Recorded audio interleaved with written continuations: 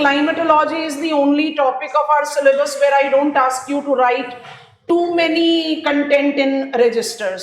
So I have already shared the handwritten notes in your portal.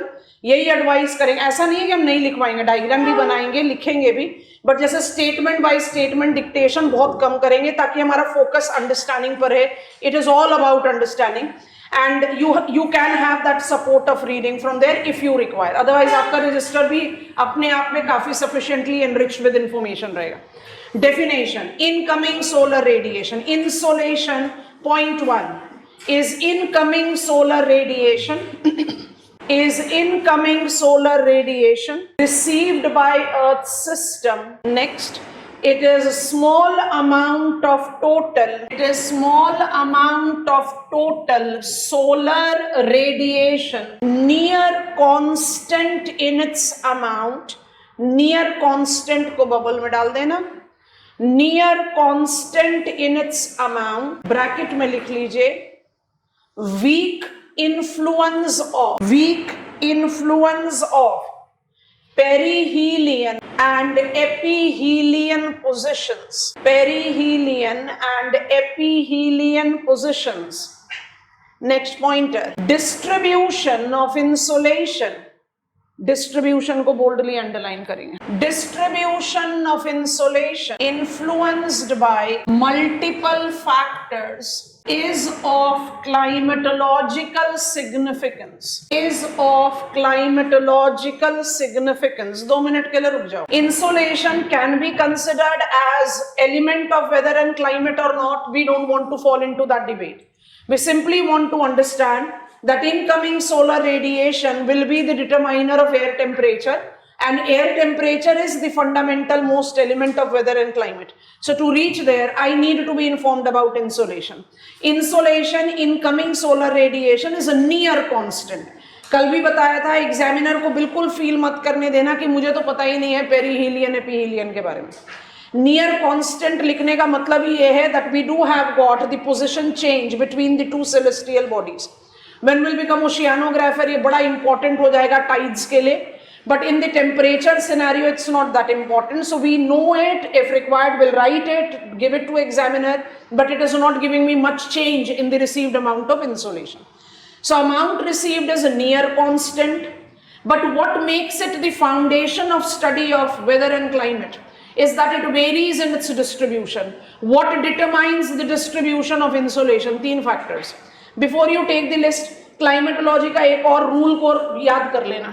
जो factors planetary pattern को determine करें, माने पूरे प्लैनेट पर जो फैक्टर्स इन्फ्लुएंस डालते हैं, उनको हम प्राइमरी रेगुलेटर्स बोलते हैं. जैसे आपने लिखा factors that influence the distribution of insolation, तो angle of sun rays and season cycle will be primary determiner. Atmospheric influence will be secondary. Secondary determiner किसको बोलते हैं? जिसका रीजनल या लोकल इंपैक्ट होगा. आप बोलोगे एटमॉस्फेरिक इन्फ्लुएंस को सेकेंडरी क्यों डालेंगे? क्योंकि atmospheric influence includes, and it will just remain as a flow chart. आप इसको ऐसे ही कॉपी करोगे, इन दोनों को समझाएंगे और पॉइंटर्स लिखवाएंगे. Atmospheric influence includes, let us begin with scattering. कौन सा कंस्टिट्यूएंट करता है स्कैटरिंग? एरोजोल. अब जो हमने इंट्रोडक्शन में समय डाला, उसका कितना बेनिफिट होगा खुद से याद करना. Aerosol is active variable constituent. इसका कंसंट्रेशन किसी जगह ज्यादा हो सकता है, किसी जगह कम, किसी सीजन में ज्यादा, किसी सीजन में कम. Will it have its influence at regional and local level? एक स्टैंडर्ड प्लैनेटरी रोल तो नहीं होगा इसका. So it becomes example of secondary determiner of insolation. Higher the concentration of aerosol, more the scattering, net amount of received insolation will be less. वैसे ही I can have, पहले हम लिखेंगे absorption. जैसे ही absorption आता है, we very clearly take into account ozone लिखो, लेकिन ozone तो प्लैनेटरी डोमेन में यूनिफॉर्म है, उसमें कोई वेरिएशन थोड़ी आएगा. This is absorbed and rest is received. I hope you are understanding. So in place of ozone हम किसको रेफरेंस देते हैं? Water in its vapour form. ये किस तरह का एलिमेंट है? Constituent of atmosphere, again active and variable. जहां पर वाटर वेपर ज्यादा होगा वहां पर ज्यादा एब्जॉर्प्शन होगा and thus the net amount of insolation received will be less. And finally, we also include reflection. And reflection as atmospheric influence is carried forward. Condensation form. It is by clouds. Clouds are the most prominent reflector. ज्यादा दिमाग पर pressure डालना नहीं है, अपना life time experience को recall करो। Cloudy days are always colder than cloudless days. हम सब ने एक्सपीरियंस किया है, because cloud tends to reflect back, not scatter, reflect back incoming solar radiation. I think this is done. तो factors लिखा है, फैक्टर्स के साथ ABC लिखो। ABC में AB को प्राइमरी में ब्लॉक करना और C को सेकेंडरी लिखकर ये पॉइंटर्स ले लो। क्या पूछ रहे हैं कुछ आगे? Aerosol is with scattering. मेरा स्काई ब्लू कलर का दिखता है because of scattering. Dusk and dawn sky orangish red दिखता है because of scattering. It's wastage of incoming solar. Different spectrals होते हैं, उतने डिटेल्स में नहीं पढ़ते। सेकेंडरी जिसका इन्फ्लुएंस, ये भी लिख देते हैं यहाँ पर। Secondary determiner means regional to local influence and primary determiner मतलब प्लैनेटरी इन्फ्लुएंस। ये क्लाइमेटोलॉजी का एक बड़ा इंपॉर्टेंट एक्सप्रेशन। एग्जामिनर हो सकता है हमसे प्राइमरी डिटरमाइनर करके, टेम्परेचर का भी, इंसोलेशन का भी। आप इतना लिखकर हमें गो अहेड देंगे। Received amount is near constant, distribution varies. For we climatologist, distribution of insolation is thus of prime concern. Distribution is influenced by 3 factors. Third factor को पहले एड्रेस कर दिया, एटमॉस्फेरिक इन्फ्लुएंस। ये थोड़ा कंपैटिबिलिटी में था कल के इंट्रोडक्शन से, इसलिए इसको पहले ऐड कर दिया। Atmospheric influence is secondary determiner. Secondary determiner क्योंकि ये इन्फ्लुएंस करता है रीजनल और local level of incoming solar radiation. What is a role played by atmosphere or what is atmospheric influence? तो atmospheric influence is 3: I scatter, I reflect and I absorb. And because all these are actively played by variable constituent, ये एक area से दूसरे area में differ करे। Convince हो गए? Yes, no बोलो। हम आगे बढ़ रहे हैं। We are talking about primary determiner, ठीक है? Angle of sun ray। Image open कर दिया है, दोनों इमेज को पहले एक बार देखो, फिर I just make the image और उसका हम थोड़ा सा आउटलाइन कर देंगे जो आप कॉपी करेंगे समझने के लिए। एंगल ऑफ सन, बॉटम वाले को पहले दिखा देते हैं। मोर डिफ्यूज्ड एंड मोर कंसंट्रेटेड। अब इसको छोड़कर इसको देखते हैं क्योंकि हम बनाएंगे भी ये वाला diagram. And I want to slightly highlight it. Highlight करते हुए समझा रहे हैं, समझ जाइए। उसके बाद 2 पॉइंटर्स लिखवा देंगे and then you are simply copying down this diagram. What is angle of sun rays? Distance between the two celestial bodies, because perihelion और aphelion का तो difference ज़्यादा नहीं आ रहा, तो we believe that the distance between the two celestial body is same at 149 million kilometers. पर फिर भी can I notice that I make it as a thick red arrow? Can I notice that the sun rays which are direct, these are my direct rays. I'm just writing direct, I'm not writing rays. Direct sun rays when are compared with, I want to highlight this one, slanting sun rays. बहुत basic diagram है, उसमें भी आपको दिखाई दे रहा है that in spite of same distance, slanting rays are traveling more, direct rays are traveling less. Yes, no? अच्छा, दूसरी चीज हम हमेशा बोलते हैं विजुअलाइज करना है। एक इमेजिनरी एक्सपेरिमेंट कर रहे हैं हमने टॉर्च को अपने पाम पर लिया है अपसाइड डाउन और हमने उसको लिट कर दिया। I have just switched it on and I am now lifting that torch on my palm. जैसे जैसे लिफ्ट करते जाएंगे सरकमफ्रेंस ऑफ द लाइट बढ़ती जाएगी। यस, और जैसे उसको टिल्ट कर देंगे वो काफी बड़े एरिया में लाइट को डिफ्यूज करे। Direct sun ray as per is this diagram, direct sun ray travels less as per our imaginary experiment, diffuses less, it is more concentrated. Yes और no? slanting sun rays travels more and it is more diffusing. Getting it? So I think it comes very clear. I just want to highlight what you have to copy down. Surface of the earth half curvature भी चलेगा, कोई जरूरी नहीं है. Map of Africa तो बिल्कुल ही draw नहीं करना. Low latitude, I put on a bubble here, experiences direct sun rays, which travels less, diffuses less, or have more concentration. Am I correct in saying there will be insolation surplus? And higher latitude, which are experiencing slanting sun rays, which are traveling more and is diffusing more, will be insolation deficit. Angle of sun rays is a determiner of distribution of insolation. Proved? Yes, no? फटाफट से 2 pointers लिखेंगे. Angle of sun rays, diagram बिल्कुल ऐसे ही बनाओ. Angle of sun raise पहले लिख लो 2 pointer. Planetary determiner point 2 involves distinction between direct and slanting rays. Point 3 and final. Slanting rays traveling and diffusing more makes a higher latitude insolation deficit. Break the statement, same point. Direct sun rays with short distance travel and less diffusion makes low latitudes insolation surplus. Quick curvature के साथ diagram बनाओगे. I have highlighted it. You want, you can draw 2 arrows for slanting also. Sun and planet Earth. Planet Earth के curvature में low और high latitude को demarcate करो. Direct and slanting sun rays को draw करेंगे. Simple logic है इस diagram का. Examination में भी आराम से बना. Russia being a higher latitudinal country experiences slanting sun rays. Thus is insolation deficit.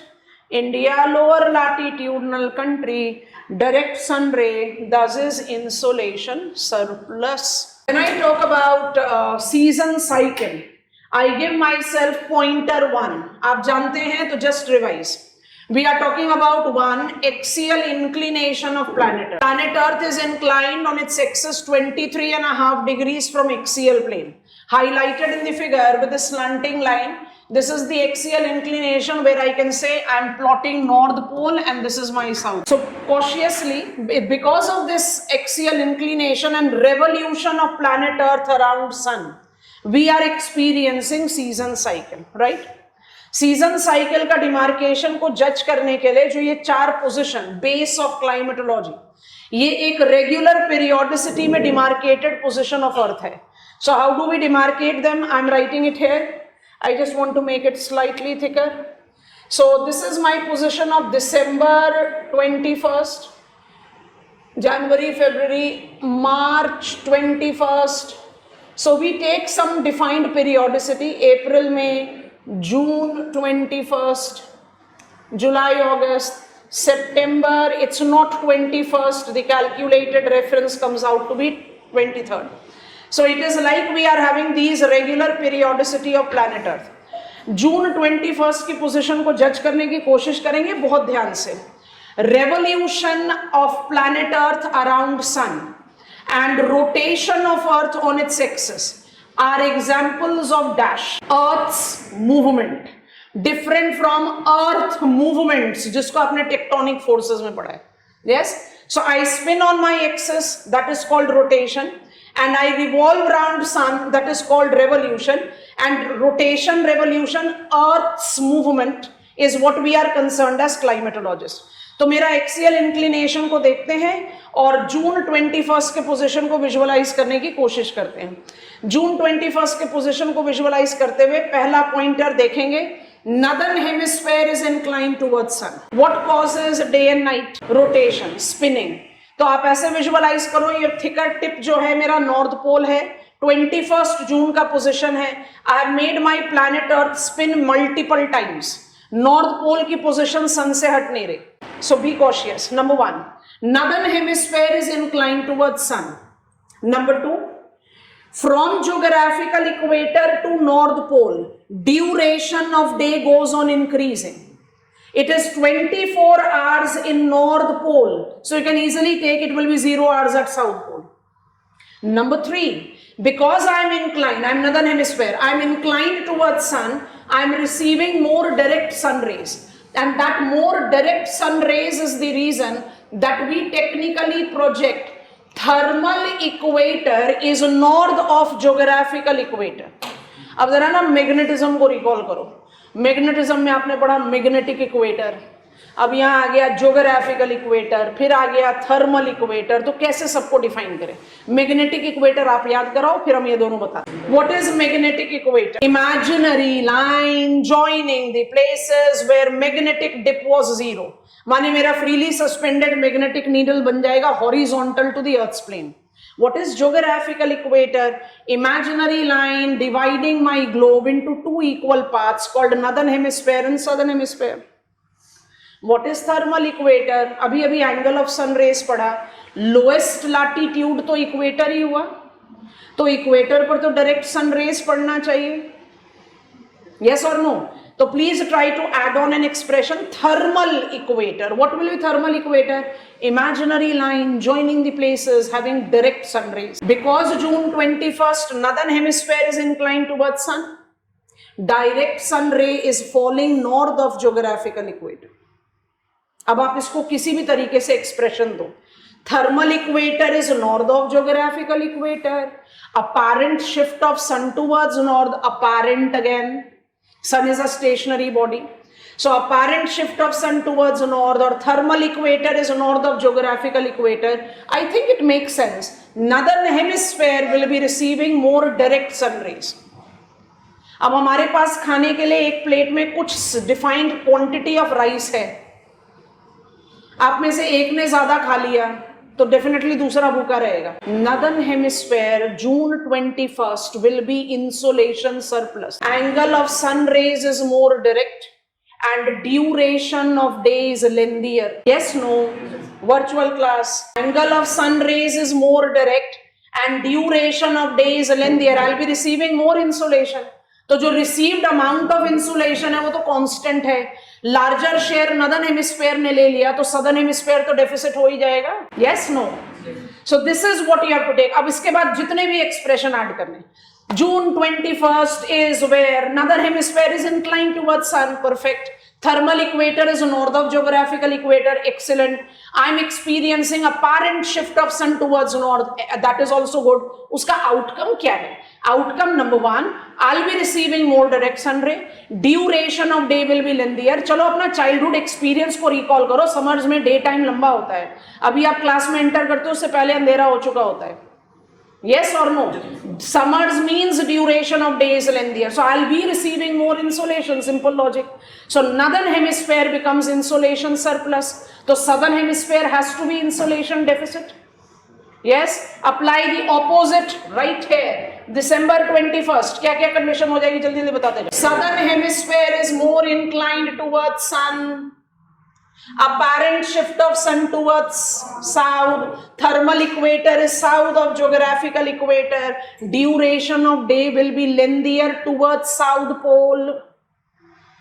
Southern hemisphere will be experiencing more direct sun rays. Will become insolation surplus. Northern hemisphere will be insolation deficit. आ रहा है ना insolation distribution. Season cycle influences distribution of insolation. Simple pointer. ये सारे कहानी का एक ही point. There is a reversal of seasons between the hemispheres. पहला pointer पकड़ लीजिए. क्लाइमेटोलॉजी में जैसे ही हेमिस्फेयर आएगा it is by default northern and southern hemisphere. Climatology में ईस्ट वेस्ट हेमिस्फेयर का कोई लॉजिक नहीं है. There is a reversal of seasons between the hemispheres. When northern hemisphere will be insolation surplus, southern hemisphere will be insolation deficit. Why that happens? Because of season cycle. ये समझ में आया? अब जरा नाम को विजुअलाइज करना शुरू करते हैं. 21st June, northern hemisphere is insolation surplus, and that is the reason it is this position which is making northern hemisphere experience high sun season.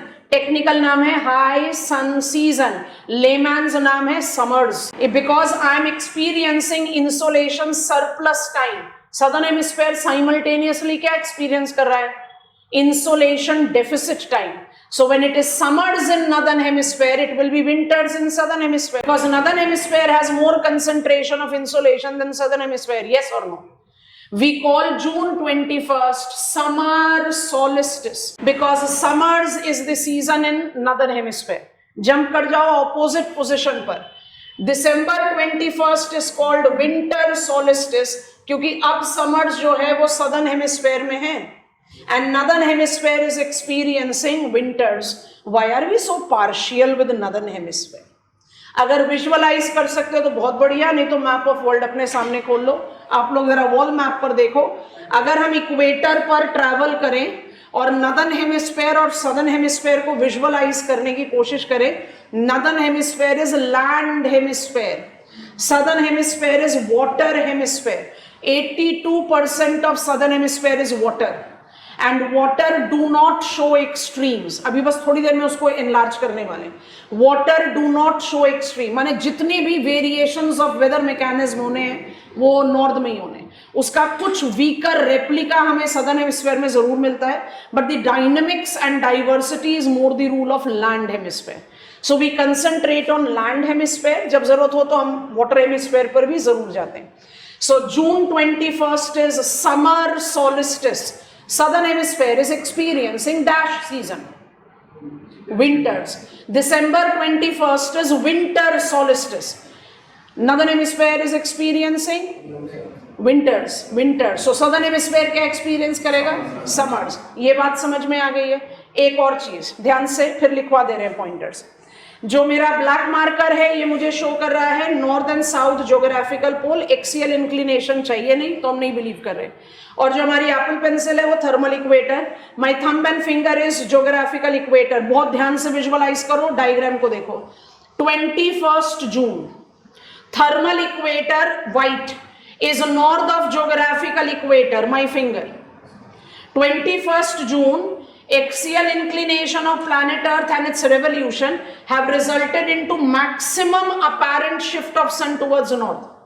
तो मैक्सिमम जो है ट्रॉपिक ऑफ कैंसर तक हो सकता है. कुछ कॉन्टिनेंटैलिटी इंडियन कंटेक्स्ट में पढ़ेंगे, it is beyond Tropic of cancer.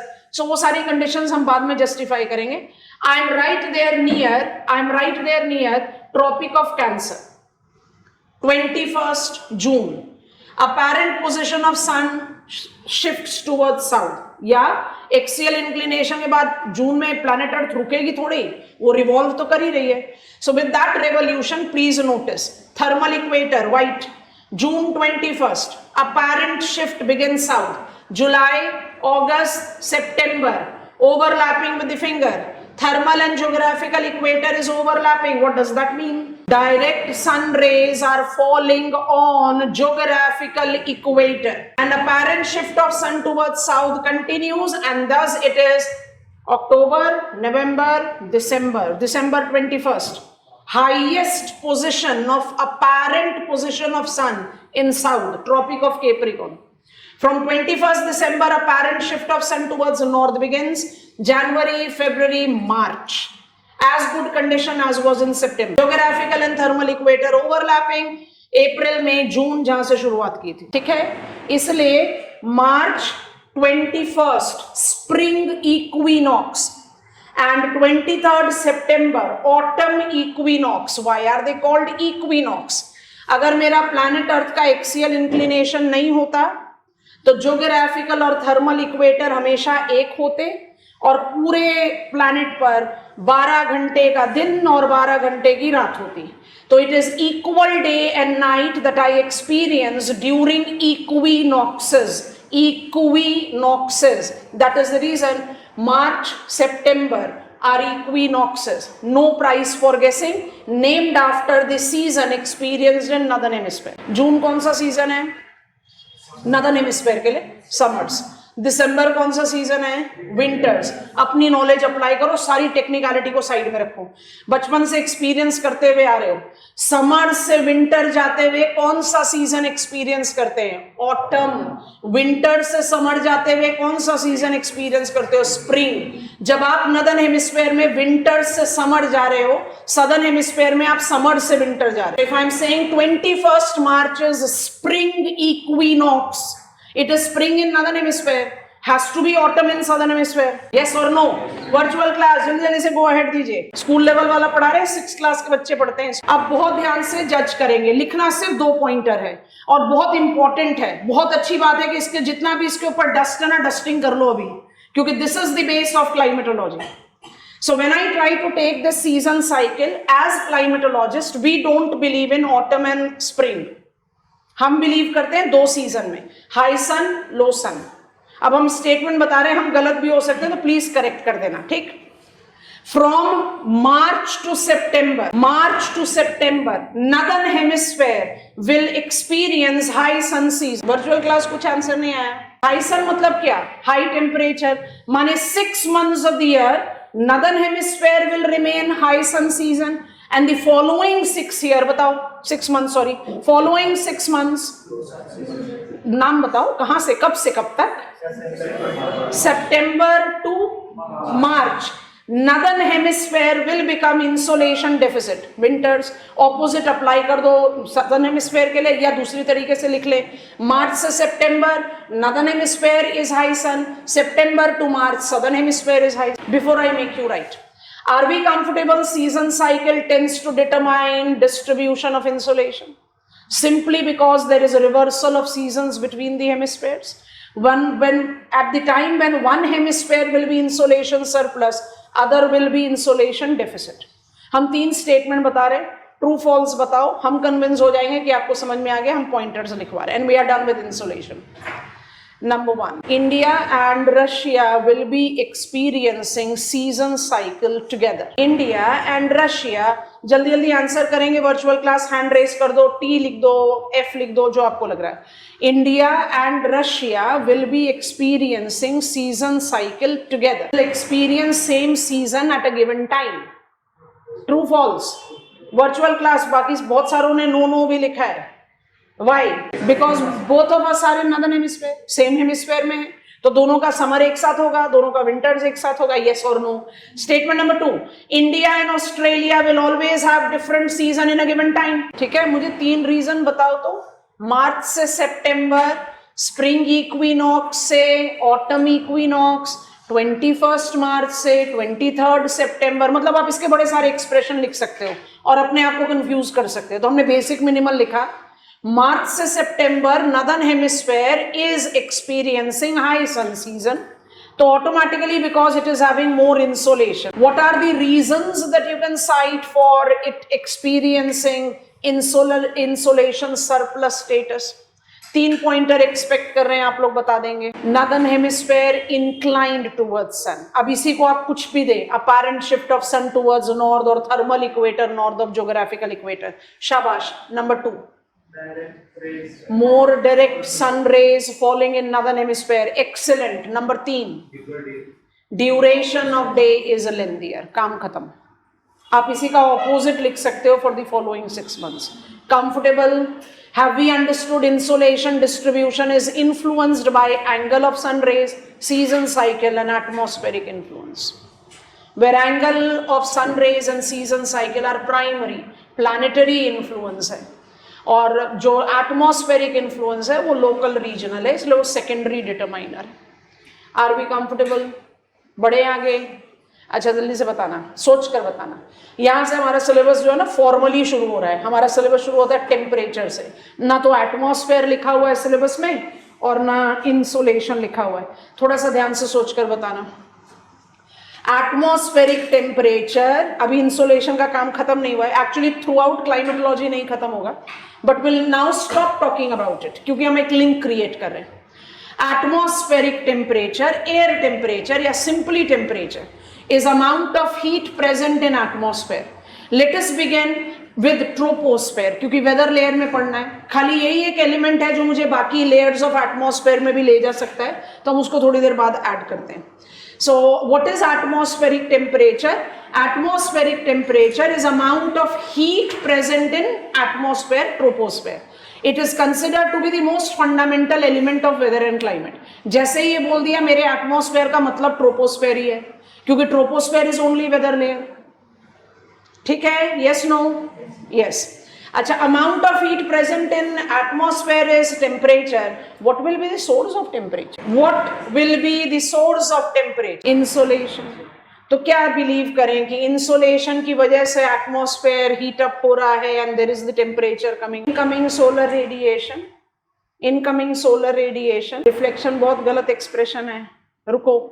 Incoming solar radiation and atmospheric temperature do have positive relation. Higher the amount of insolation, higher will be air temperature. ठीक है, but हम में से जो लोग बिलीव करते हैं कि insolation is causing air temperature directly, वो गलत थॉट है। सबसे पहली चीज ये विजुअलाइज कीजिए, geoid globe opened as map, climatology में बहुत इंपॉर्टेंट है। ये नॉर्थ है, ये साउथ है, तो this is called dimension horizontal 1, latitudinal. ठीक है, अब लैटिट्यूडनल डायमेंशन में आप क्या जस्टिफाई करते हो? Equator pole, equator pole. So horizontal dimension number 1 latitudinal. इसलिए शुरू से क्लास में आप लोगों को बता रहे हैं रशिया इंडिया के ऊपर नहीं है, इंडिया के ऊपर ट्रोपोस्फेयर है और इंडिया के नीचे स्टेनोस्फेयर है। रशिया इंडिया के नॉर्थ में है और ऑस्ट्रेलिया इंडिया के साउथ में है। Is that comfortable? This is horizontal dimension 1। ठीक, तो let us visualise, I am India and you are Russia. हम लैटिट्यूडनली अपने आप को प्लेस कर लेते हैं, I am India, you are Russia. Hand को थोड़ा ऊपर रख रहे हैं ताकि रशिया दिखाई दे आराम से। हमारे ऊपर एटमॉस्फेयर है एंड इंसोलेशन है। हमारा माइंडसेट कहता है, क्योंकि हम कहते हैं insolation is having direct relation with temperature, higher amount of insolation higher temperature. So हम फटाफट से क्या पिकअप करते हैं कि incoming solar radiation is heating up the atmosphere. इसका मतलब क्या होगा? लैंड चाहे इंडिया है, लैंड चाहे रशिया है, इस पर कहीं इंसोलेशन का कोई फर्क आ ही नहीं रहा। इंसोलेशन आया, एटमॉस्फेयर ने उसको ब्लॉक करके एब्जॉर्ब करा और हीटेड अप हो गया। अगर ऐसा सिचुएशन होता तो इंडिया उतना ही फ्रोजन होता ना जितना रशिया है। यस और नो? और दूसरे तरीके से सोचो, आप सब जानते हैं, it's a general awareness that every one of us is having, किसी भी स्टेशन का मैक्सिमम टेम्परेचर कब मेजर करते? 3 PM। Maximum temperature of what? Air. क्यों 3 बजे तक वेट करते हो? Because principal source of atmospheric temperature is outgoing terrestrial radiation, not incoming solar radiation. समझ में आया कि नहीं? एक और बहुत बेसिक सा पॉइंटर, माने intrusion to very general basic physics का logic. Every body radiates heat, reflection गलत है, किसने लिखा था? नाम स्किप हो गया। Every body radiates heat, surface temperature of sun is 6000 degrees Celsius and surface temperature of earth minus global warming is 15.2 degrees Celsius। तो जो incoming solar radiation है वो short wave है और जो outgoing terrestrial radiation है वो long wave है। My atmosphere is such that it is a near transparent medium for short wave incoming solar radiation। Near absorption होता है, some part of electromagnetic spectrum is absorbed। Absorbed by what? Absorbed by what? Ozone। Planetary scale पर कर रहे हो तो water vapour क्यों बोलते हो? ब्लंडर है। ओजोन, वाटर वेपर किस स्केल पर आना चाहिए? रीजनल, लोकल, वेरिएबल फैक्टर है ना, ozone. So there is some absorption, but atmosphere is such made up of material that it acts as a near transparent medium for incoming short wave solar radiation. So it is received by land India, land Russia. We get heated up. In accordance to how much we have heated up, we generate our outgoing long wave terrestrial radiation. And that is being blocked by. So क्या atmosphere बिल्कुल block कर देता है? No. Atmosphere is opaque medium for outgoing long wave terrestrial radiation. So what is the principal source of terrestrial, principal source of air temperature? Terrestrial radiation. And terrestrial radiation है इसलिए जैसे हम air temperature पढ़ना शुरू करते हैं ऐसा लगता है एयर को तो छोड़ दिया, सरफेस पढ़ना शुरू हो गए, sine of latitude, land water distribution, height and etcetera, क्योंकि जितना जिस हिसाब से सरफेस हीट होगा उसी हिसाब से you will have the air temperature. Comfortable?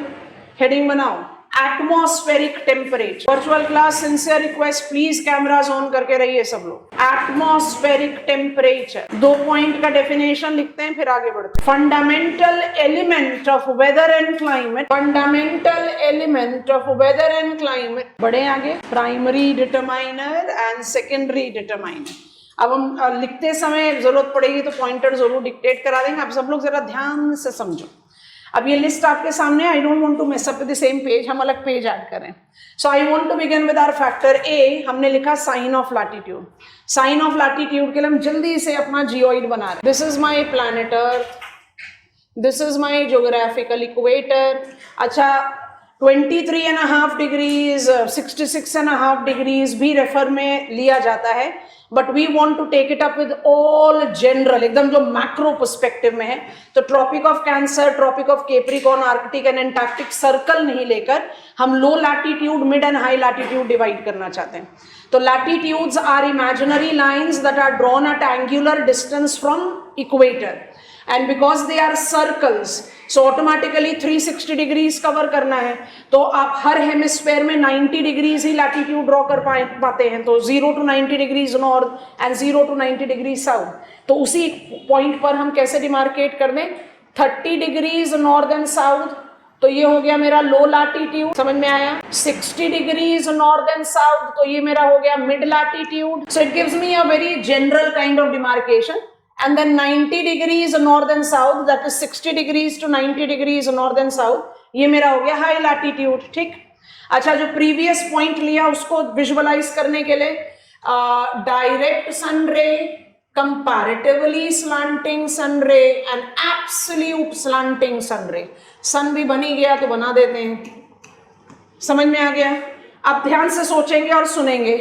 When I talk about first determiner of air temperature, because we are all set to create thermal zones. How many thermal zones are there for planet Earth? Lowest latitude that extends from 30 degrees north to 30 degrees south will be insolation surplus, will be warmest. Do you agree to this? This is called tropical latitude thermal zone, और we can also call it torrid zone. Climatology पढ़ रहे हो, अब नाम को नहीं delay कर सकते, लेना पड़ेगा। ट्रॉपिकल, टॉरिड, ठीक। Mid latitude from 30 to 60 degrees north and south. So mid latitude from 30 to 60 degrees north and south, दो हो गए ना। Will have moderate temperature, they will not be as warm as torrid and definitely not as cold as higher latitude. They are called temperate zones. So temperate मेरे पास दो हैं, torrid मेरे पास एक है, और जो बच गए दो वो कौन से हुए, highest latitude 60 to 90 degrees north and south is experiencing slanting most sun rays, so it will be coldest and I call it frigid zone. Frigid zone भी मेरे पास दो है।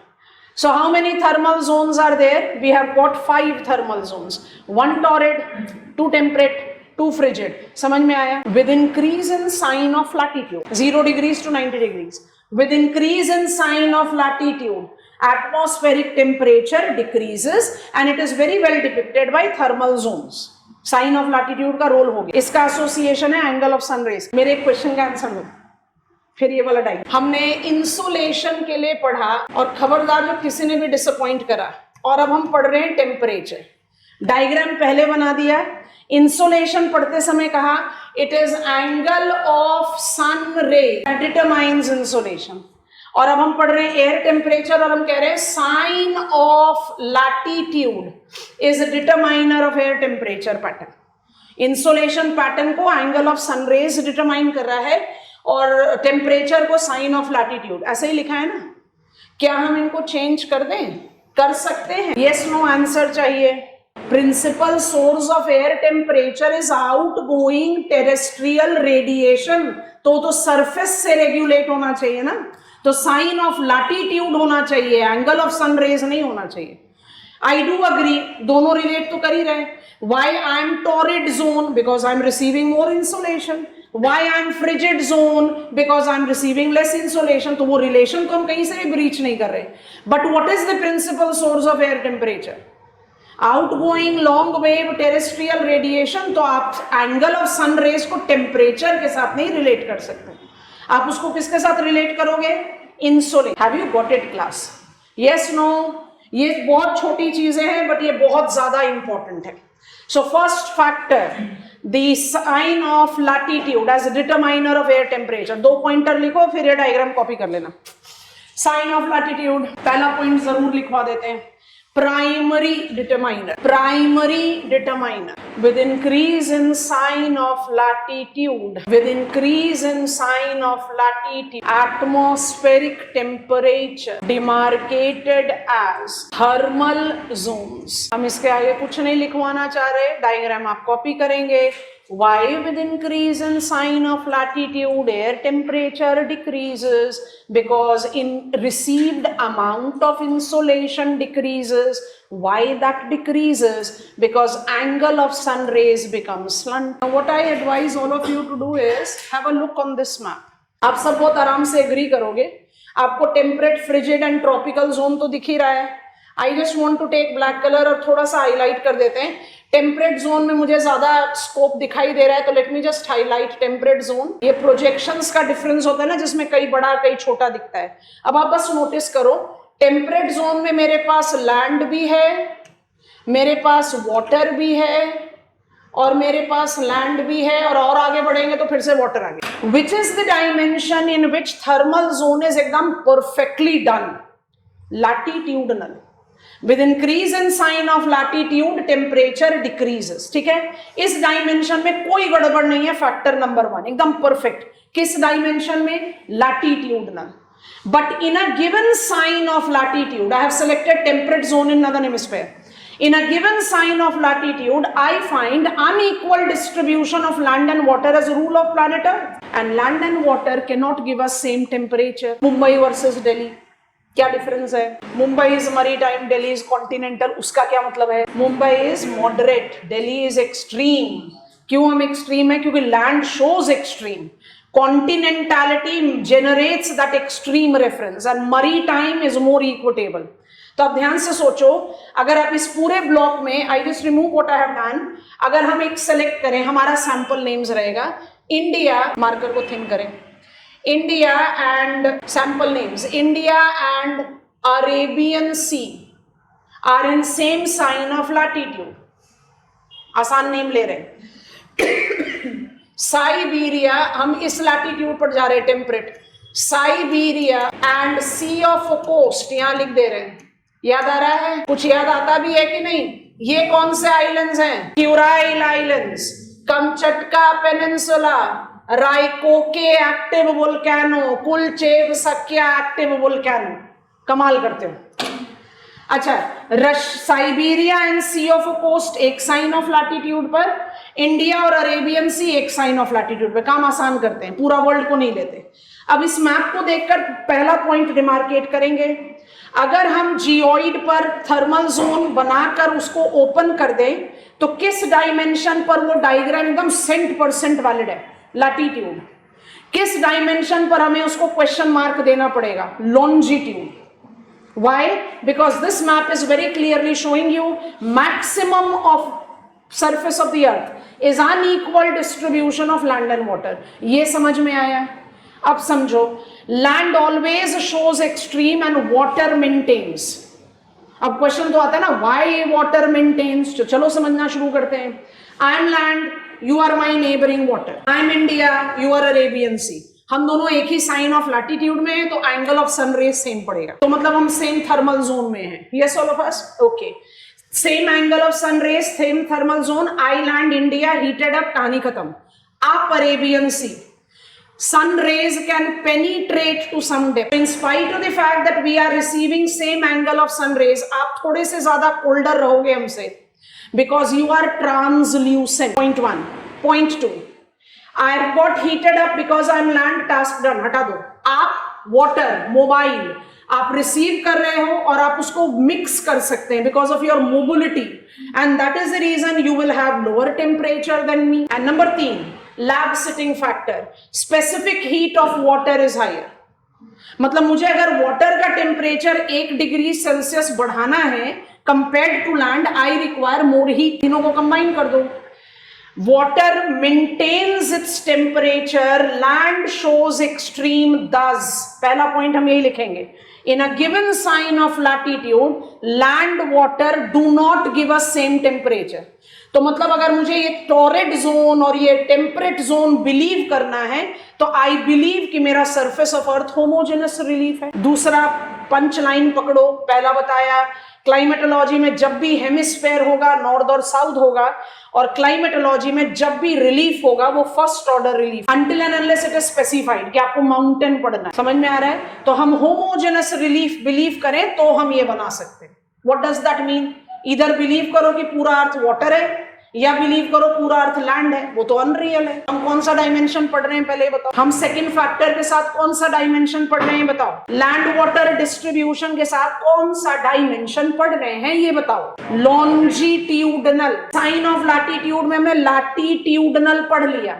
लैटिट्यूडनल थर्मल जोन एकदम परफेक्ट, कोई गलती नहीं।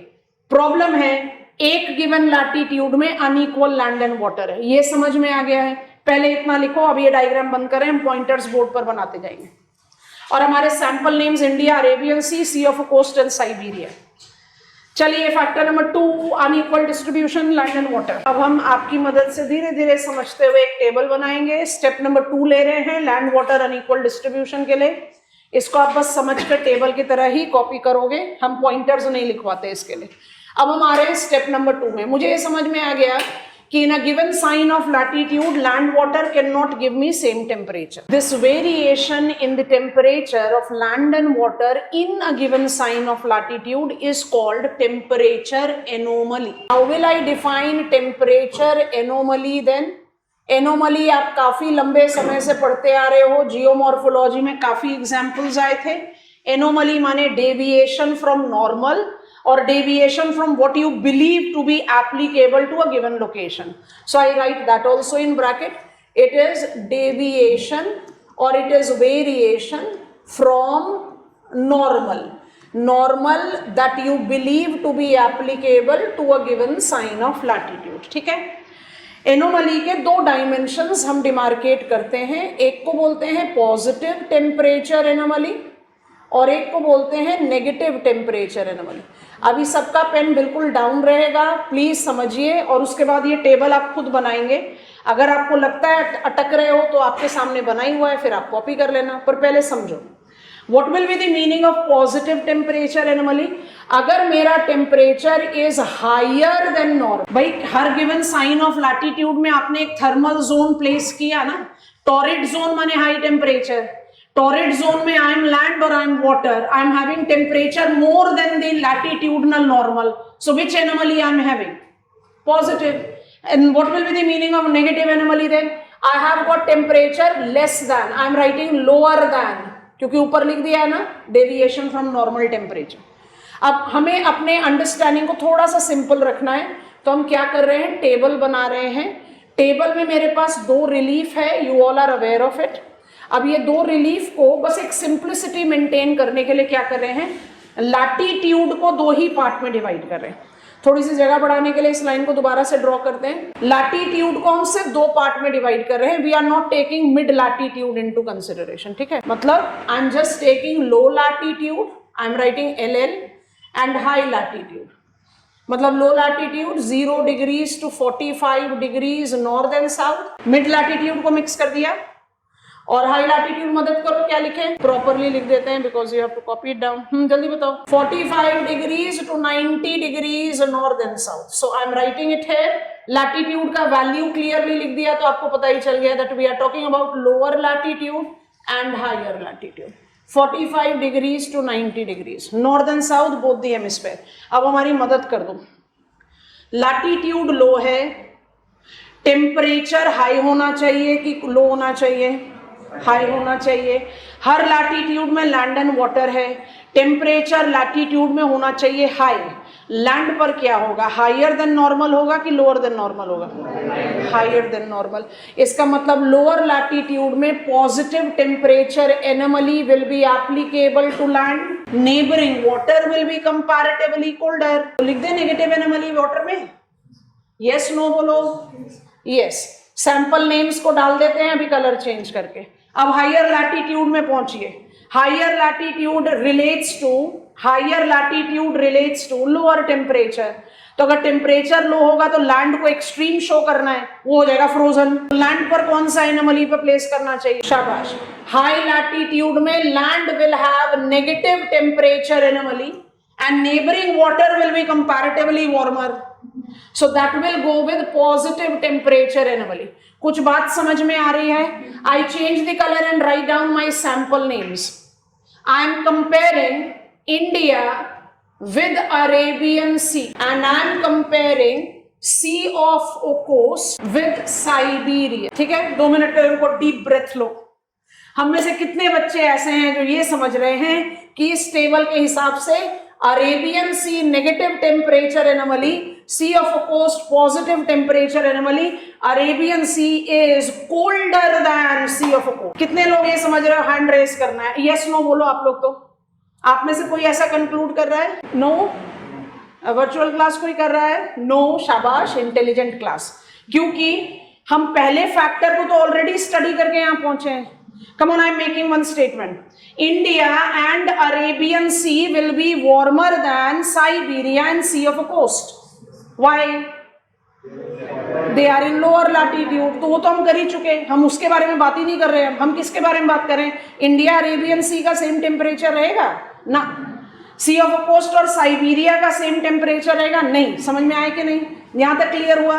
बट सिर्फ एक प्रॉब्लम है, ये थियोरेटिकल है, प्रैक्टिकल नहीं है। This is theoretical dimension of temperature anomaly, but इसके बिना टेम्परेचर एनोमली समझ ही नहीं आना। So I am writing it as theoretical. अब ये थियोरेटिकल क्यों है? This is theoretical aspect. आप बनाओगे, अभी 2 मिनट रुक कर बनाना। एक और चीज ऐड करेंगे पॉइंट नंबर 2 में। I am again drawing my geoid. छोटा सा ये मेरा इक्वेटर है, इसको हमें लेबल नहीं करना। I have drawn 10 degrees north, 10 degrees south. I definitely want to label it. इसको हम बोलते हैं इक्वेटोरियल बेल्ट। माने हमने टॉरिड जोन से एक बेल्ट निकाल लिया, it is not synonymous to torrid belt. And दूसरा हम लेंगे 80 डिग्रीज नॉर्थ से 90 डिग्रीज नॉर्थ।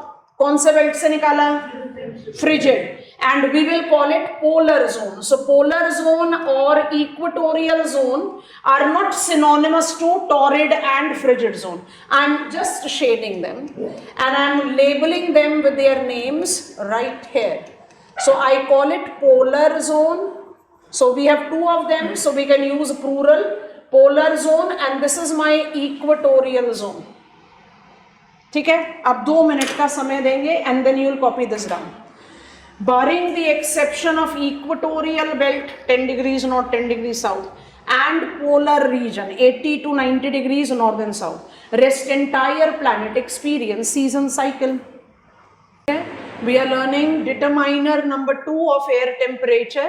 हमें ये समझ में आ गया कि land and water in a given sign of latitude will not give us same temperature because land shows extreme and water maintains.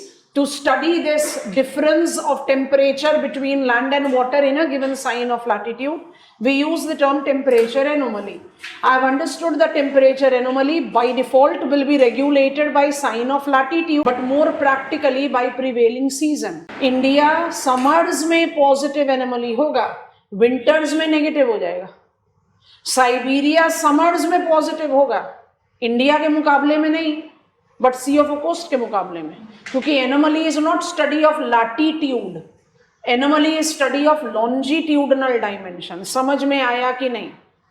Yes no बताओ। तो हम ऐसे करके मैप ऑफ वर्ल्ड में थोड़ी पढ़ेंगे। कह रहे हैं land water distribution is a primary determiner, तो primary determiner should give me something that is planetary. ऐसे थोड़ी पढ़ते जाएंगे कि gulf of Mexico and United States of America या फिर gulf of Venezuela and Venezuela, ऐसे करके पढ़ाई नहीं होगी। हमें समझ आ गया, अब हम इसको मैप ऑफ वर्ल्ड में कैसे अप्लाई करें। बहुत ध्यान से सुनना, बहुत ध्यान से pointers लिखवाएंगे। All of you concentrate. We have imaginary lines joining the places having same temperature called isotherms. Isopleth maps, line maps that are drawn to show certain value. Climatology में इसका सबसे ज़्यादा इस्तेमाल है. तो अभी हम आइसोथर्म्स की बात करें. Isotherms are imaginary line joining the places having same temperature because every latitude represents certain temperature. तो isotherms by default will be drawn parallel to the latitude. Value of isotherm will be decreasing with increase in sign of latitude. Yes, no, bolo. Virtual class. What are isotherms? Isotherms are imaginary line joining the places having same temperature. हर temperature, हर latitude को आपने temperature के साथ relate कर दिया ना, torrid zone, temperate zone, frigid zone. So with increase in sign of latitude, temperature is decreasing. So I draw isotherm parallel to the sign of latitude, and technically speaking, the value of the isotherm will go on decreasing with increase in sign of latitude. What is the characteristics of isotherm that gives me the justification of anomaly? Visualize करना. ये land है, ये neighboring water है. Isotherms are imaginary line joining the places having same temperature. तो मान लीजिए कि हम आइसोथर्म को लैंड से ट्रेस कर रहे हैं. जब तक लैंड है वो बिल्कुल straight parallel to the latitude चलती हुई लाइन रहेगी. जैसे ही शोर लाइन पर पहुंचोगे, नेबरिंग वाटर में तो एनोमली है, नेबरिंग वाटर में तो वो टेम्परेचर है ही नहीं. तो क्या होगा, शोर लाइन में आइसोथर्म हमेशा बेंट शो करे. That Bent's in the pattern of isotherm depicts anomaly. और जो बेंट वाला डायग्राम है ना, वो एनसीईआरटी से बढ़िया किसी मैप, किसी भी बुक में नहीं है.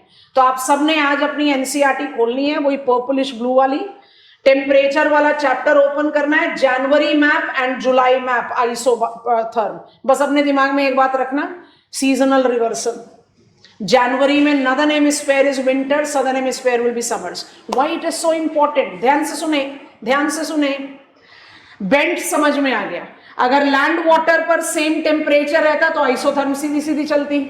शोर लाइन पर आइसोथर्म में बेंट्स आ गया. बेंट्स क्या प्रूव कर रहा है? Land and water in a given sign of latitude don't give a same temperature. अब बेंट्स को कैसे इंटरप्रेट करें? I am going very slow. Summer isotherm traced from land to water. धीरे धीरे जा रहे हैं. समर लैंड, कौन सा टेम्परेचर एनोमली? समर लैंड, कौन सा टेम्परेचर एनोमली? Virtual class. सिर्फ एक आंसर. खुशी गलत, positive. It is positive temperature anomaly. Summer land will be more warm. So land is positive anomaly. अब हम क्या कर रहे हैं? समर आइसोथर्म को लैंड से वाटर की तरफ ट्रेस कर. तो land is high temperature, neighbouring water will B colder. इस आइसोथर्म को हाई टेम्परेचर की तलाश है, तो ये शोर लाइन पर इक्वेटर की तरफ बेंट करेगा. Yes, no? सोचते जाओ, सुनते जाओ ध्यान से. Bents of isotherm at shore line depicts prevailing temperature anomaly. ये तो क्लियर हो गया. Nature of bent depends on 1. Prevailing season. Summer isotherm traced from land to water will bend towards equator. Winter isotherm traced from land to water will bend towards pole. And it is also dependent on relief transition. हमने case लिया land to water, आप reverse कर दो, water to land. Summer isotherm water से land की तरफ. किसी भी गिवन वाटर में कौन सा एनोमली होगा? समर्स में नेगेटिव. नेबरिंग लैंड तो बहुत वार्म होगा, तो लैंड वाटर से जब लैंड पर ट्रेस करोगे तो आइसोथर्म कहां बेंड करेगा? Towards pole. Yes, no? किस किस को समझ में आया? कौन कौन एकदम मुंगेरी लाल के सपने में चला गया? सबको समझ में आ गया. चलिए, we are taking up the reference of altitude. अभी नहीं लिया सबसे पहली बार. और भारत, आपका क्वेश्चन जो है ना वो बिल्कुल इरैशनल है. आप जब आइसोथर्म ड्रॉ करते हो तो ना आपके लिए कोई अल्पाइन कॉर्डिलेराज होता है, ना कोई हिमालयन कॉर्डिलेराज होता है, क्योंकि isotherms and isobars, the imaginary lines are drawn on first order relief. तभी आपको पंच लाइन बता दिया, क्लाइमेटोलॉजी में जब तक रिलीफ में कोई स्पेसिफिकेशन नहीं आएगा, it has to be land and water only, नहीं तो आइसोथर्म बना ही नहीं पाओगे. अल्पाइन, आप वेस्टर्न कॉर्डिलेराज को इमेजिन करो. आप पैसिफिक ओशन से नॉर्थ अमेरिका में एंटर करोगे, आपको कॉर्डिलेरास मिला, हर हाइट पर आपके पास नया टेम्परेचर है, क्या बनाओगे? आइसोथर्म। आप आइसोथर्म कब बनाते हो? ये बिलीव करके कि सिर्फ लैंड और वाटर है।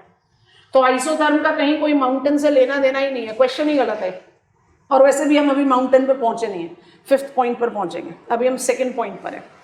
Write down most important step number 3, we are with factor number 2, unequal distribution of land and water. पहला पॉइंटर बता दिया water maintains because of 3 things. दूसरा पॉइंटर बता दिया temperature anomaly. Theoretically low latitudinal land will be positive anomaly and neighboring water will be negative. High latitudinal land will be negative and neighboring water will be positive. Practically it is influenced by season cycle. ठीक है, अब 3rd pointer लिख रहे हैं, बहुत important है, लिखिए। The isothermal pattern bubble में डाल दो और सब पॉइंट्स बनाएंगे।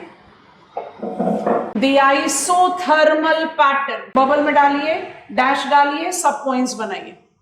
Imaginary line, sub point 1, imaginary lines joining the places having same temperature is called isotherm. Same point में लिख लो, अलग point बनाओ। Next pointer, these are thus drawn parallel to the latitude. Value of isotherms decreases with increase in sign of latitude. 3rd point, next point, star mark point. It is bends of the isotherm. Bends को bubble में डाल देना।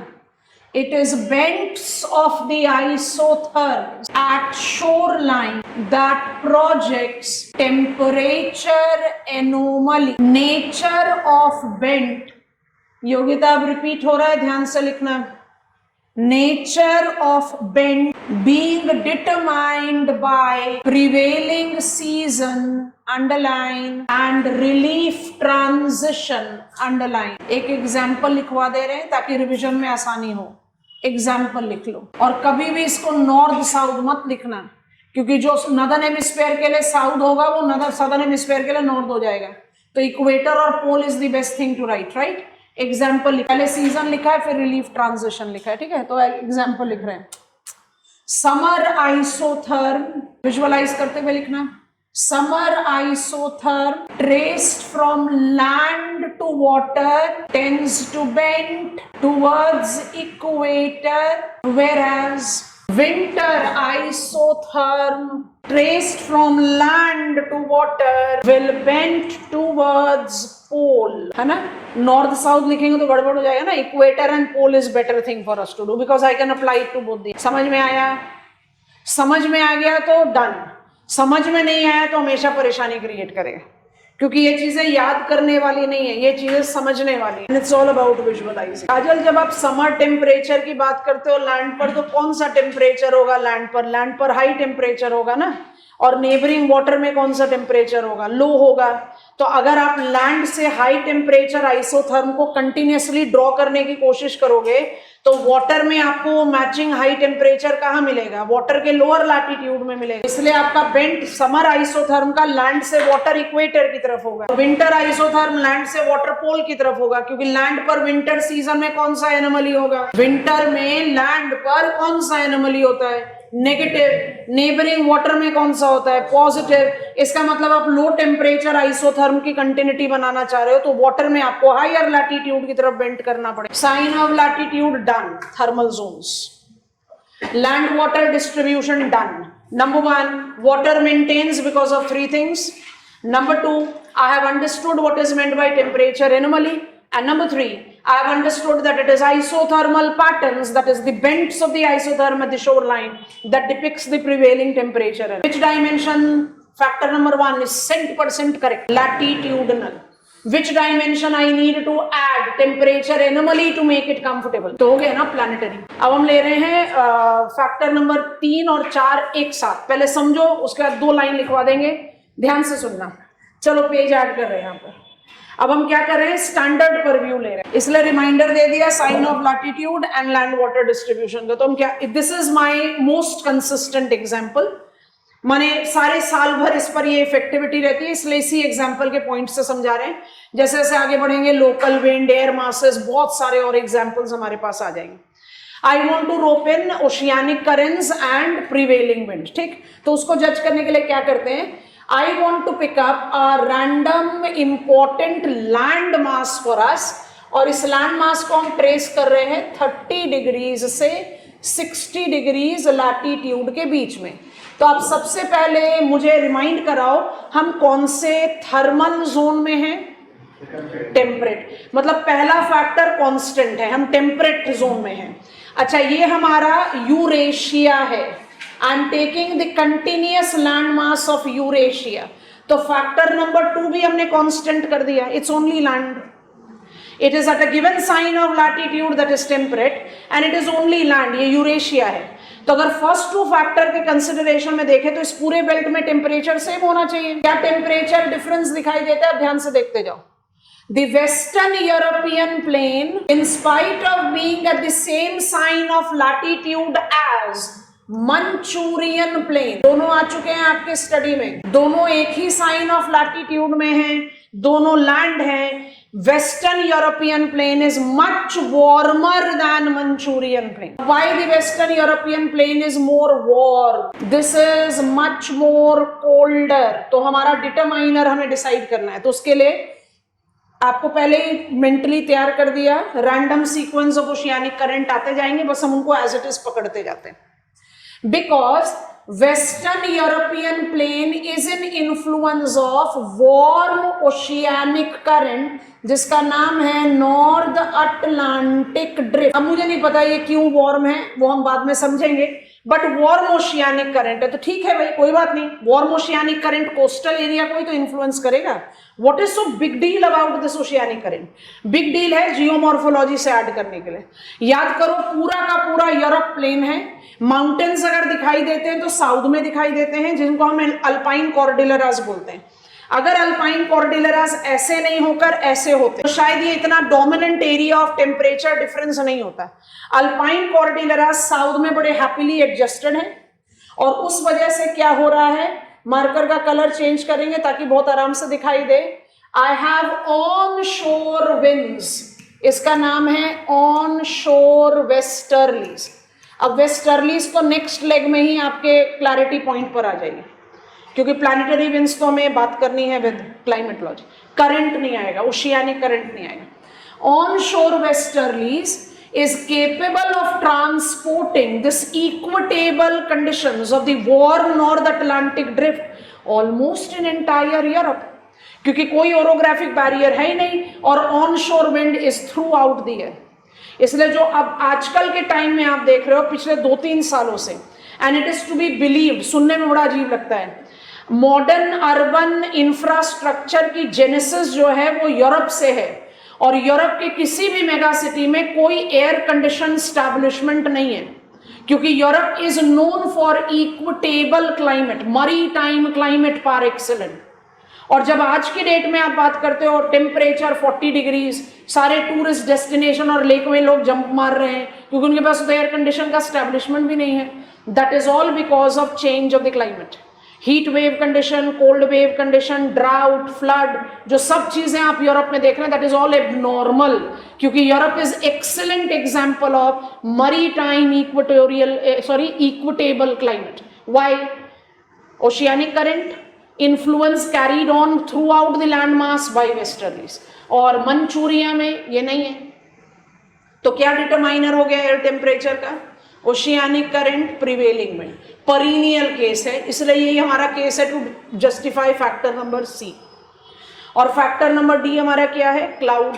ध्यान से देखो, cloud reflects both the sources, reflects both the sources of air temperature. Thus, cloudy nights are much more warmer than cloudless nights, and cloudy days already पढ़ चुके हैं are much more colder than cloudless. तो air temperature को तो influence कर दिया ना cloud ने।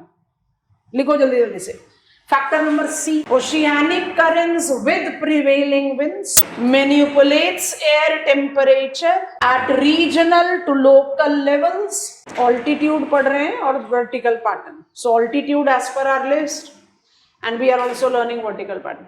Vertical pattern में 3 चीजें पढ़ेंगे. पहले बताओ यहाँ तक सब क्लियर है? अच्छा एनसीईआरटी का फैक्टर ले रहे हैं, क्लियर है का कोई जवाब नहीं, हम ही क्वेश्चन पूछकर खुद ही सोच लेते हैं क्लियर है, बढ़ जाओ आगे. क्लियर है? आगे बढ़ रहे हैं, ध्यान से सुनेंगे. एनसीईआरटी का वैल्यू को थोड़ा मैनिपुलेट करेंगे ताकि जब हम स्टेबिलिटी और इंस्टेबिलिटी में पहुंचे तो फिर वैल्यू चेंज करने का कंफ्यूजन हम में से कुछ लोगों को हो सकता है. ठीक, तो टेम्परेचर, सिंपल लॉजिक, बीरबल की खिचड़ी. What is the principal source of air temperature? सुनिए कहानी बीरबल की खिचड़ी, सुनिए. नहीं सुनी है? अब हम कहानी थोड़ी ना सुनाएंगे. बीरबल की खिचड़ी एक्चुअली इज कि Birbal kept some vessel cooking up khichdi at quite high height from the source of heat. और फिर अकबर कुछ क्वेश्चन करते हैं कि ये कैसे पकेगा, तो वो बताते हैं कि आप भी तो ऐसा कुछ कर रहे हो, तो एक्सेट्रा. सो बीरबल की खिचड़ी, चलो सारा ही मजाक का काम खराब कर दिया, कहानी सुनाने के लिए कर दिया. अच्छा सोचना क्या है? What is the principal source of air temperature? Outgoing terrestrial radiation.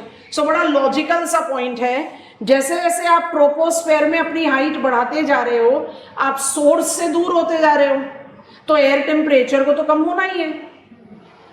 Why the atmospheric temperature decreases with increase in height in troposphere for sure. अभी तो हम ट्रोपोस्फेयर पर ही हैं. Why the temperature decreases with increasing height? Because I am increasing distance from my source.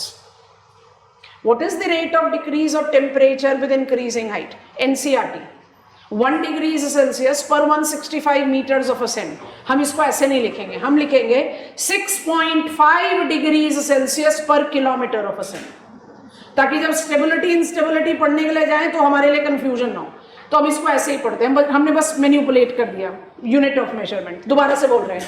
What is vertical pattern of air temperature? Temperature decreases with increasing height. Why?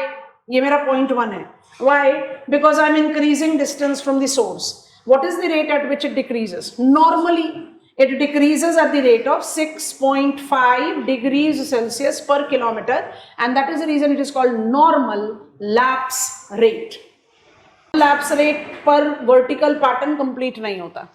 So normal lapse rate takes me to negative lapse, और negative lapse rate को हम बोलते हैं temperature inversion. ये आपने जरूर सुना. तो हमारा पॉइंटर 2 आ गया when I talk about vertical pattern of air temperature. Negative lapse rate या टेम्परेचर इनवर्जन एबनॉर्मल नहीं है. ये इतना नॉर्मल प्रोसेस के साथ एसोसिएटेड है जैसे cloud formation. So don't believe it to be abnormal. But जो एक नॉर्मल फैक्टर हमारे दिमाग में आता है कि भाई principal source of air temperature is outgoing long wave terrestrial radiation, तो आप हाइट बढ़ाते हुए सोर्स से डिस्टेंस बढ़ाते जा रहे हो तो टेम्परेचर कम ही होना चाहिए. तो नॉर्मली तो वो कम होता है, लेकिन under certain conditions when temperature starts increasing with increasing height, that is called inversion. तो अब इसी फिगर में हम इनवर्जन ऐड करना चाहते हैं. ध्यान से देखो, क्योंकि आप जब तक खुद विजुअलाइज नहीं करो और एग्जामिनर को नहीं दो तब तक बात नहीं होगा. टेम्परेचर दोबारा डिक्रीज कर गया, लेकिन ये पॉइंट पर आपको इनवर्जन दिखाई देगा. How do I depict inversion? कम से कम एक डायग्राम में ऐसा वाला बेंट जरूर बनना चाहिए, अदरवाइज तो बहुत सिंपल डायग्राम्स है. अच्छा, ये बहुत fast forward intrusion to climatology है. माने हम टेम्परेचर इनवर्जन के सारे टाइप समझ जाएंगे, लेकिन उस टाइप के साथ क्या क्या चीजें एसोसिएटेड है वो नहीं पढ़ेंगे. तो मतलब इन्वर्जन की answer writing will be to be continued. मतलब air convergence is developing inversion, that is the prerequisite for temperate cyclonic circulation. अगर हम आपको लिखवाएं भी तो भी उसका क्या वैल्यू है मुझे थोड़ी अभी I am not prepared to learn temperature. Inversion को सिर्फ विजुअलाइज करना है. पहले बताओ normal lapse rate. Done. Normal lapse rate is normal, but within troposphere, sometimes under certain conditions, temperature starts increasing with increasing height. इसको बोलते हैं negative lapse rate या इसको बोलते हैं टेम्परेचर इन्वर्जन. टेम्परेचर इन्वर्जन बनने के कुछ स्पेसिफिक कंडीशंस हैं और वो एबनॉर्मल नहीं है, बड़े नॉर्मल से कंडीशंस हैं. कौन कौन से कंडीशंस हैं? Temperature inversion can be developed due to static factors or static conditions, and it can also be developed involving certain movements. Static condition से बनने वाले temperature inversion को हम बोलते हैं radiation inversion, and it basically gives us a very prominent reminder कि air is poor conductor of heat. Conduction is the process with which I can transfer the heat from surface to air, but air में heat transfer सिर्फ convection से होगा, conduction से नहीं हो सकता. तो मेरा पहला condition which develops negative lapse rate is radiation. When I talk about movement, I have two types of movement. Horizontal movement of air is called advection. Vertical movement of air is called convection. So advectional movement can generate temperature inversion. तो इसको B बना दे ना, B नहीं बनाएंगे, B हम इसके सब parts में लिखेंगे. Advectional movement can create B, क्योंकि these are the principal categories. तो मेरा पहला इन्वर्जन का कंडीशन रेडिएशन होगा, दूसरा कंडीशन होगा एयर कन्वर्जन, तीसरा कंडीशन होगा एयर ड्रेनेज. आंसर को आपने ऐसे ही ऑर्गेनाइज करना है. अभी कुछ समझ में नहीं आ रहा, नो वरीज, अभी समझा रहे हैं. और फिर हमारा कैटेगरी आएगा convection. Convection is vertical movement of air, और यहां पर आप डाल दो D, and that is called adiabatic. माने हम काफी लॉन्ग लीप ले रहे हैं क्लाइमेटोलॉजी में. आप अभी सारी चीजें नहीं समझेंगे, बट आपके दिमाग में इन्वर्जन क्लियर होना चाहिए, and that is our purpose. हम इन्वर्जन को डिले नहीं कर सकते कि एंड ऑफ द क्लाइमेटोलॉजी पढ़ेंगे इन्वर्जन, यही पढ़ना पड़ेगा. पर ये सारे एकदम बेसिक वेदर मैकेनिज्म के फाउंडेशन है, वो अभी हम प्रिपेयर्ड नहीं है पढ़. Normal lapse rate done. Next pointer बनाइए, टेम्परेचर इन्वर्जन. टेम्परेचर इन्वर्जन साथ में ही लिखिए, is negative lapse rate, is negative lapse rate, that is temperature increasing, that is temperature increasing with increasing height in troposphere caused by, जल्दी इसको copy down कर लो, static and movement related characteristics. Static में radiation and movement में advection. अब समझते जाओ, diagram बनाते जाओ, and we will be taking the reference. माने सिर्फ इन्वर्जन समझने का काम करेंगे, उसके आगे क्या क्या फॉलो करता है वो जैसे जैसे आगे बढ़ेंगे तो हम बोलेंगे रिकॉल करो वो ये वाला फैक्टर हमने इन्वर्जन में पढ़ा था. अभी नहीं, लिख लिया. हमारे पास कितने टाइप्स ऑफ इन्वर्जन आ गए? तो 4. Radiation inversion, air convergence inversion, air drainage inversion and adiabatic inversion. तो हम चारों को 1 by 1 लर्न करें. बहुत आसान काम है. चेंज करें page. I make my marker thicker ताकि जल्दी से एयर कॉलम बना दे. Now this is my surface and this is my cold surface. So हमने पहले रेफरेंस ले लिया कोल्ड सरफेस का. अब आप कोल्ड सरफेस को जस्टिफाई करें during winter nights, long winter nights. Winter nights अपने आप ही लॉन्ग होता है, लॉन्ग बोलने की जरूरत नहीं है. अब आप क्या कर रहे हो, आप इसके vertically over air column generate कर रहे हैं. I want to make it very thick ताकि जल्दी से हम ड्रॉ कर. So I want to create out air column. Certain levels पर बनाना चाह रहे हैं कुछ प्लॉट करने के लिए. So I just want to give some layers, so quickly drawing it. So I want to take certain layer of the air column which is in contact with this ground. So I have used purposefully green color ताकि हम इसमें labeling आराम से कर सके using different color.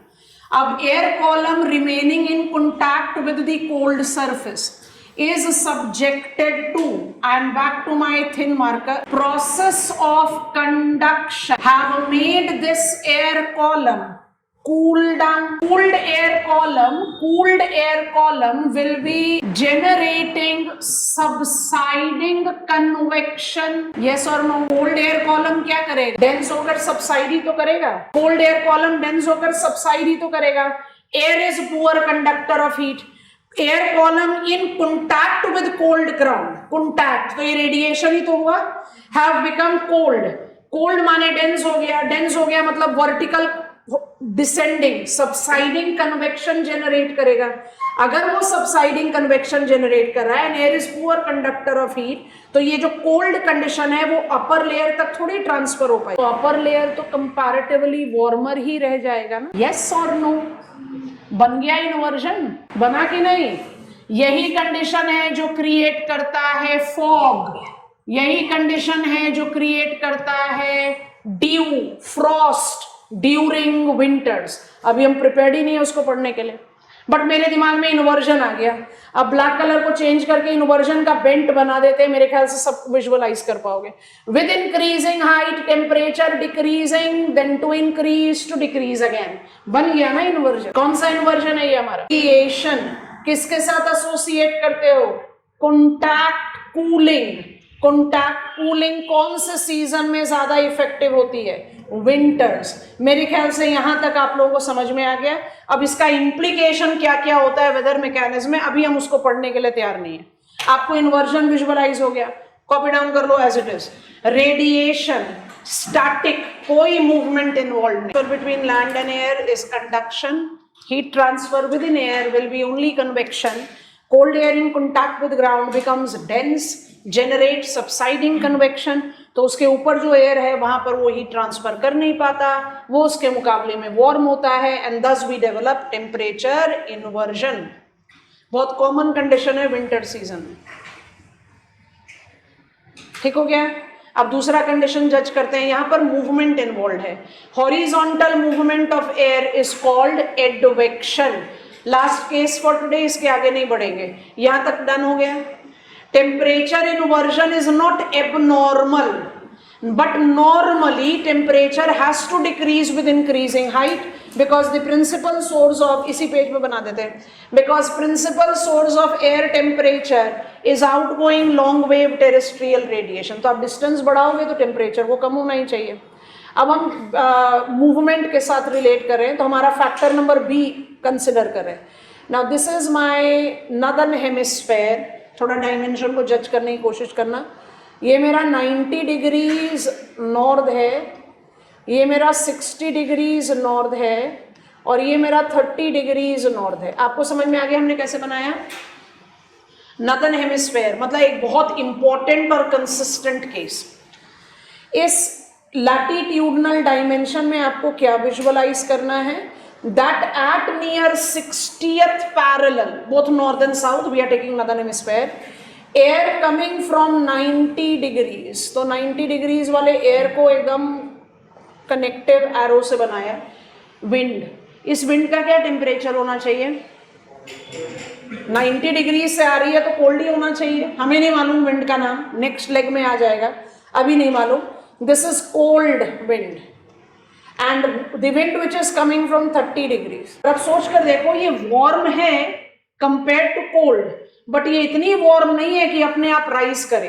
अगर अपने आप राइज करने की कैपेसिटी रखती तो 30 से 60 डिग्रीज तक एडवेक्ट नहीं करती।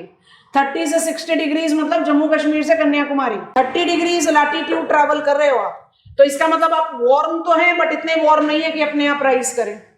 सो you have converged, air convergence लिखा है अपने point B. We have converged extremely cold and extremely warm air. हमें इनका नाम नहीं मालूम, बट हमने इनको लेबल कर दिया कलर चेंज करने से पहले। ये बना तो वार्म तो इतनी वार्म है ही नहीं कि वो राइज करे, तो हमने राइज क्यों करवाया?